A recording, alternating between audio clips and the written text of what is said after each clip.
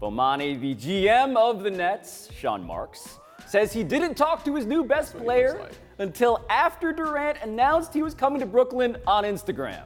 But this is what Marks told WFAN that Durant told him after all that. Quote, "I love the system. I love how you guys play. I see how hard you guys play. You were never out of games. We can never take you guys lightly." End quote.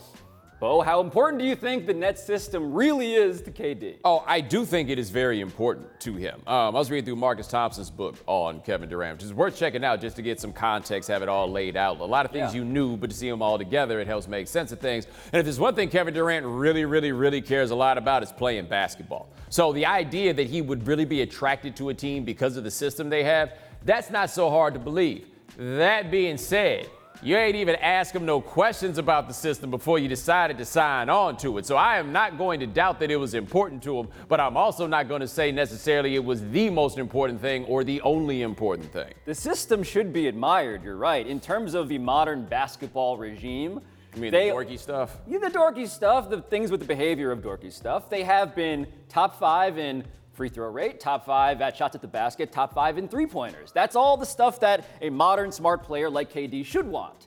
However, this is kind of like buying real estate. You're buying a house, and what is most important when you're doing that? Number 1 is location, and number 2 is the vision you have for the thing you're about to inhabit, because the furniture that's there now, and the system is kind of like that, that's cool. You might compliment it, but you also have your own ambitions, and that's what Kevin Durant is going to bring to the table when he finally arrives and makes this team his own too. Yeah, when's that going to happen, though, and what's going to happen when he tries to do that? Because as attractive as he finds this system to be, they're about to have a weird year where he's in the incubator and Kyrie Irving is left to his own devices to figure this thing out, and then Kevin Durant comes in year 2. They've got a young roster that reminds me a lot of what the Celtics were when Kyrie showed up, a bunch of low spades that feel like they should be pulling in some books. So what is this all going to be? That I have no idea of. I wonder if Durant really believes that just the basketball part is going to trump all, because look, he went to the last place he went to in large part because of the system. It worked out very well for him,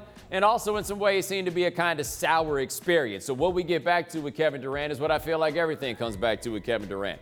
Is this going to be the thing that makes you happy? Because look, if you have trouble finding happy, you're not alone in this world and having this problem, but it's more pronounced with him than I can think of with any other visible athlete of my lifetime. Absolutely. And the thing that seems to make him happy that we've come to understand is the fact that he will be in New York. And so there is the system, which, by the way, we haven't actually heard KD himself talk about that yet. There's been a lot of secondhand stuff. Maybe it's the Nets saying this is really important to us. But the other thing that I think Kevin Durant really does value is the fact that he's in this city. And when it comes to the stuff he wants to install in this new house, he wanted to bring DeAndre Jordan. I don't think the Nets or anybody else really thought that made much basketball sense. They have Jared Allen already, but Kevin Durant wanted to bring his friends to this city. And by the way, where did DeAndre Jordan play last year?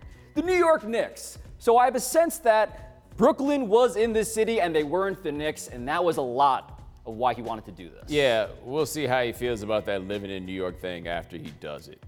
It's one of those things that don't necessarily work for everybody. It's cool enough for me, and he's rich, and that definitely makes living in New York a whole lot easier. But the thing is, I want to live here. You don't really know if you want to live here till you live here, buddy. Trust me. We're so glad you're watching ESPN on YouTube. For more sports and analysis, download the ESPN app. And for live streaming sports and premium content, make sure you subscribe to ESPN Plus. We'll see you there.